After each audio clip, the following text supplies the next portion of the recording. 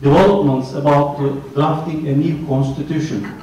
Do we need elite consensus in drafting a new constitution, or we will see the continuation of black Turks and white Turks from the US?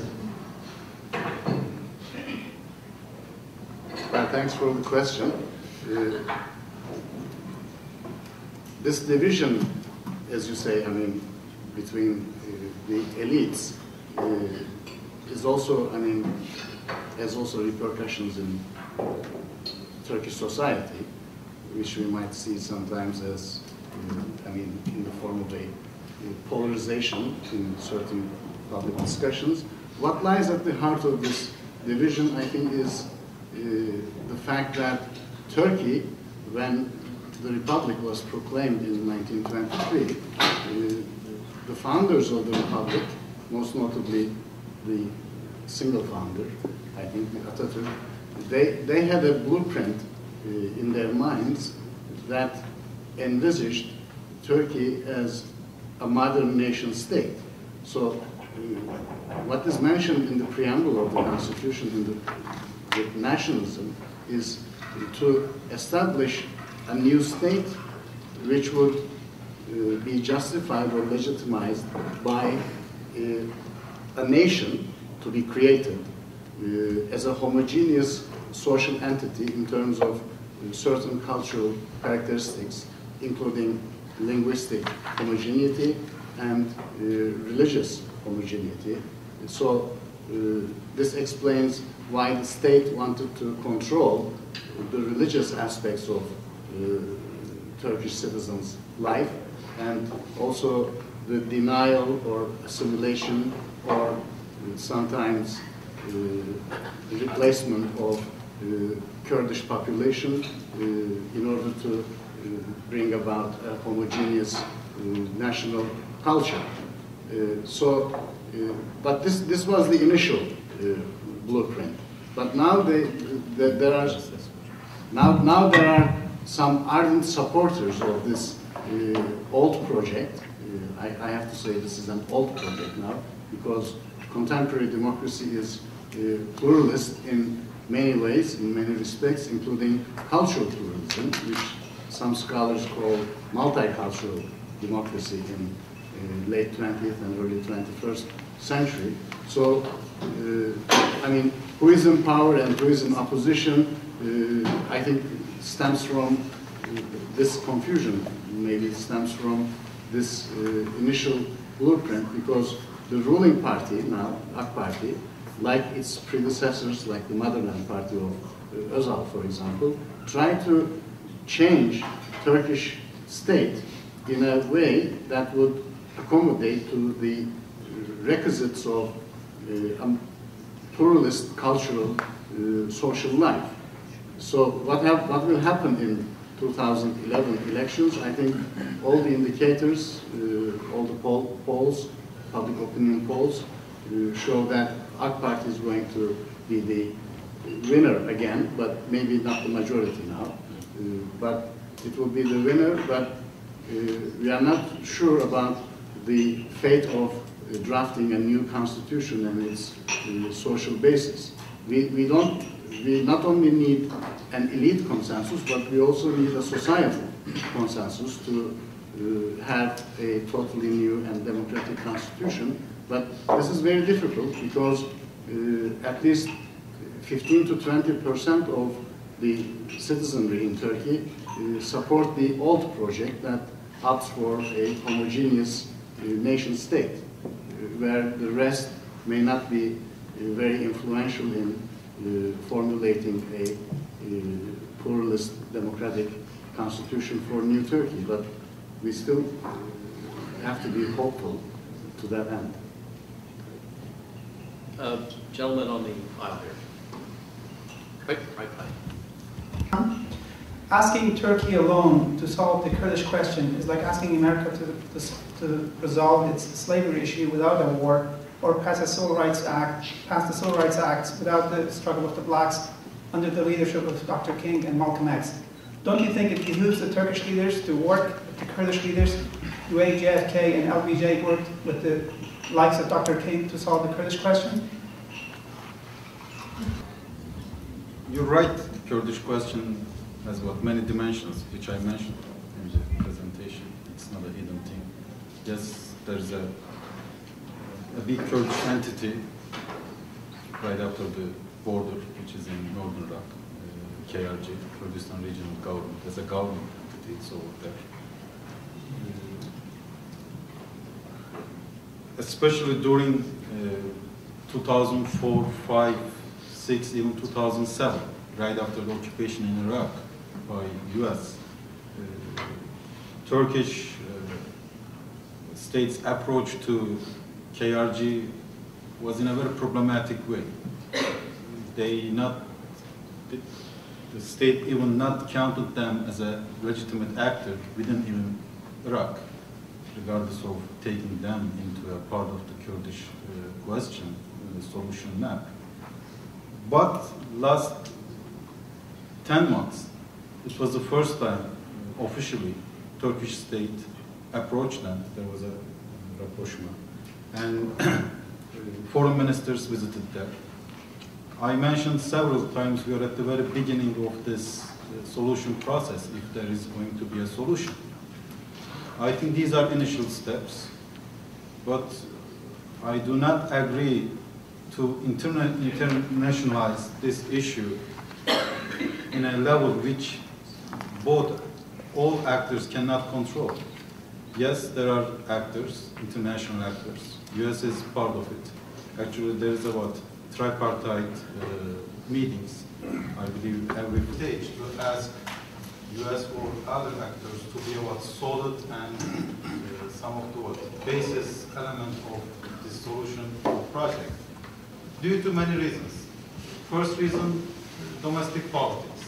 It will create, we're able to see same positive steps, plus if they do so, it wouldn't get too much jubilation within the domestic politics. I think it's quite risky. We need a time.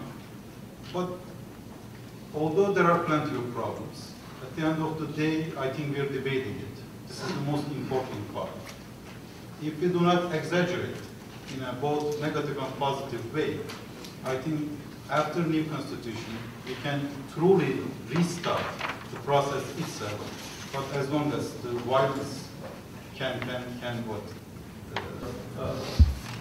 democratization process in Turkey. Thank you.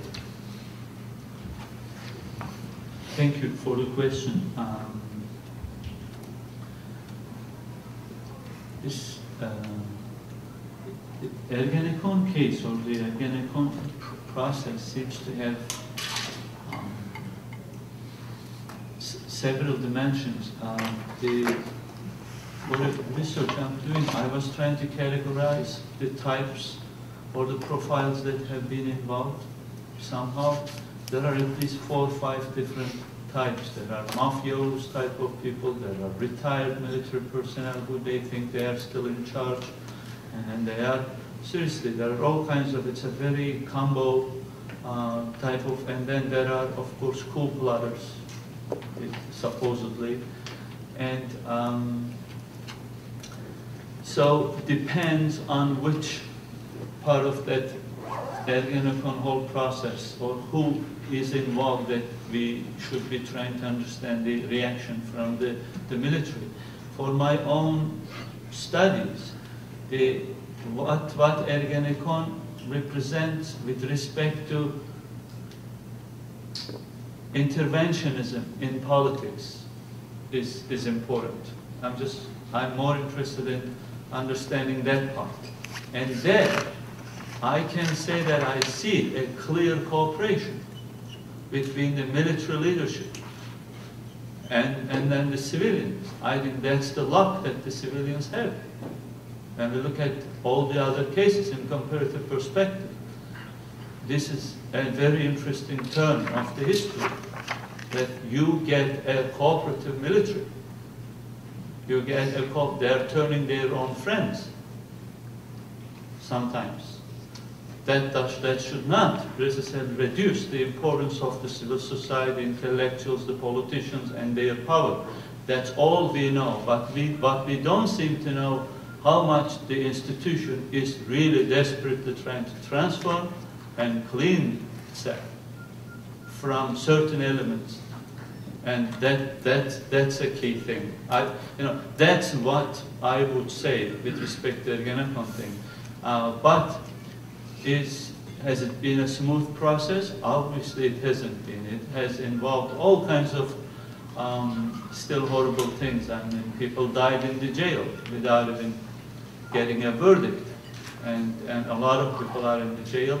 And I think if we are going to have a new Turkey, a new Turkish democracy, one of the first things first, the Ergenekon process has to somehow come to an end point that we would all know that, okay, there was a case, it produced something, and there were whatever guilty people, and now they're going to do their time, and we need to move beyond that, I think, as a citizen at least, I would say.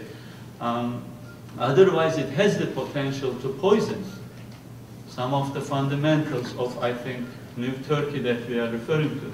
One last thing about this newness, this new Turkey, because that appears to be also a kind of thing that we are all, it's a catchy phrase that some of us would like to refer to. There is no question in my understanding that Turkey is seriously being transformed. But I really think that this is an old newness. Think about February, about January, some 1980 decisions, economic decisions that was taken. And those decisions were probably the most key decisions, and one of the most key decisions in the history of the Republic, because it put country in a completely capitalist direction. From then on, it was very clear in a couple of decades, if those decisions were implemented, that we would be living in a globalized, highly globally connected country. It's too bad that for some institutions did not see that, and they didn't do anything to prepare. How could they imagine, I wonder, that they would live in an old way, in a new Turkey? Already it was new economically, globally, and etc. It was their short-sightedness that they did nothing to transform. That's why we ran into the walls. Those who even let those decisions continue, the military generals, I think, then even supported, right? And interesting that they thought that they would live in the old way in a new Turkey. So new Turkey is not today's new Turkey, really. There have been a lot of building blocks. And I agree also with Dilek that it comes as a package.